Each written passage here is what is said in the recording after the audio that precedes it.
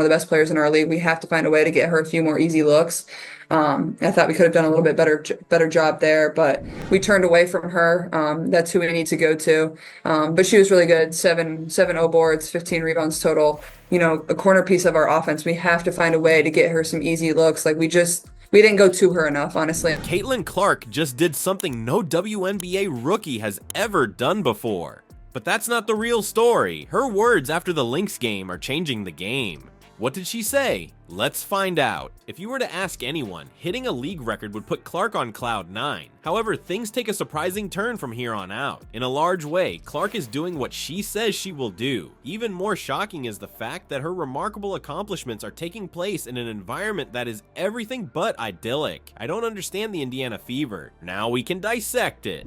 The first rookie in WNBA history to record 500 points and 200 assists in a single season was Caitlin Clark. You've achieved legendary status with that. This is a first-year player who is already shattering records even before her contract is officially signed. Wait a second. Despite Clark's incredible individual statistics, the Indiana Fever recently lost to the Minnesota Lynx. What a hodgepodge of opinions. Clark had an outstanding performance with 23 points, 8 assists, and 5 rebounds. That is an outstanding performance on paper. When it came to winning, why didn't it work?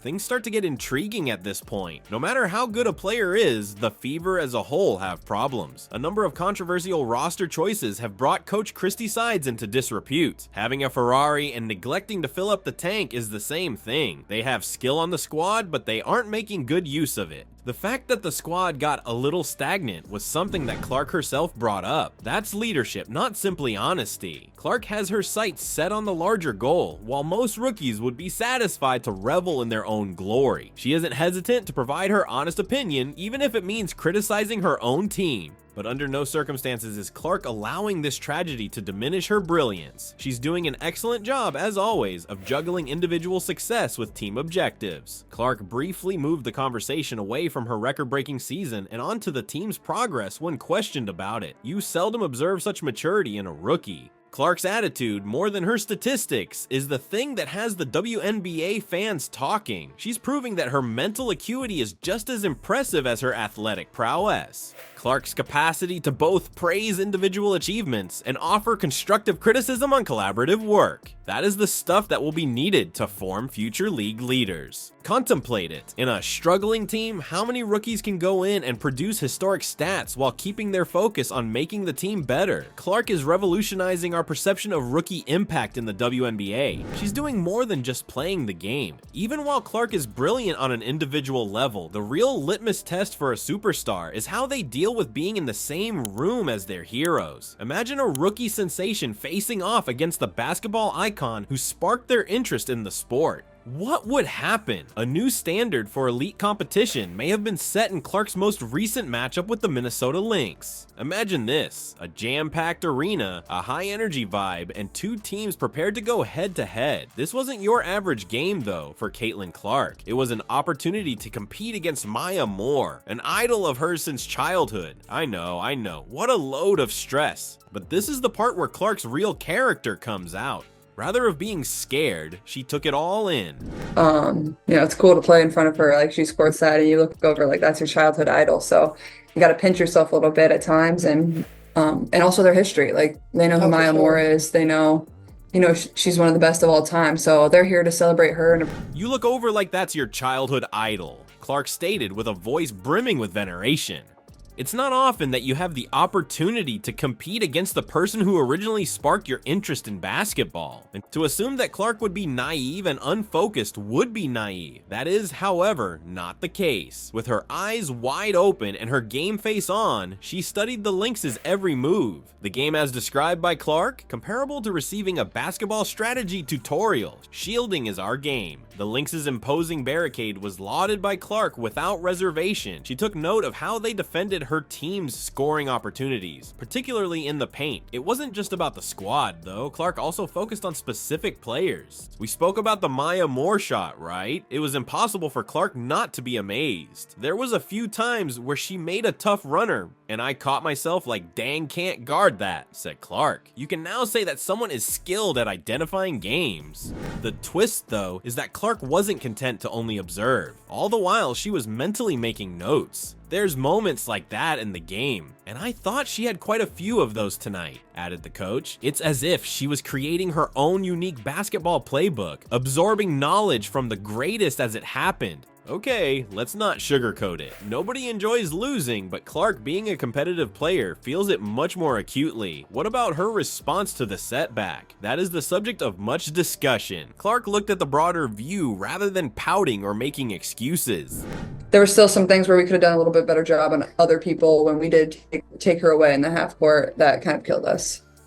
The crowd's reaction, she said, demonstrated that they knew and loved good basketball regardless of whose team was playing. That's a new level of maturity from a rookie. It's beyond good sportsmanship. Contemplate it. How many athletes can leave the court in amazement of what they just accomplished, even after suffering a defeat? It's remarkable that Clark can keep her competitive spirit apart from her admiration and enjoyment of the sport. It was more than just two teams playing one other in this contest. Clark was smack dab in the midst of a women's basketball celebration. She did more than compete against her idol. She played on the court alongside her, forging a bond amongst players of different eras. Think Clark is just concerned with setting records and making spectacular plays? Give it another thought. Her basketball acumen is light years ahead of her years, as shown in her post-game analysis. Is there anything she noticed that might hold the secret to the Fever's full potential? We need to discuss tactics. Clark isn't merely filming highlights, she's planning ahead by 3 stages. Some WNBA insiders are taking note of her after the game, since she revealed some important information.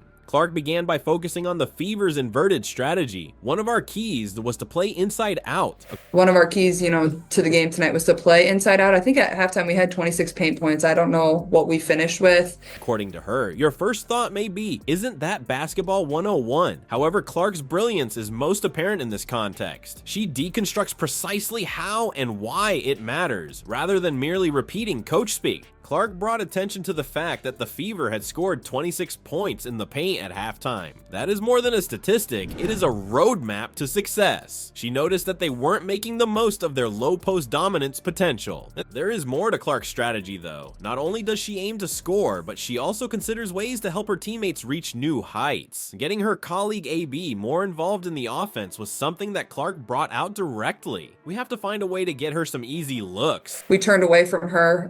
That's who we need to go to. But she was really good. 7 boards, 15 rebounds total.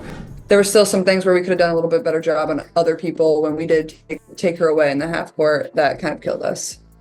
We could have done a little bit better job there, said Clark. This goes beyond collaboration. It embodies advanced strategic reasoning. In order to build a more potent attack, Clark is already finding out how to play to each player's strengths. That level of expertise is more typical of a seasoned veteran than a recent college graduate. Rebounding is the big issue, therefore let's address it now. With a 13-12 advantage in boards, the Fever emerged victorious in the battle of the boards. The magnitude of that is immense, but winning in one area of the game isn't enough for Clark. How to convert those rebounds into points and those additional possessions into a win is something she's considering.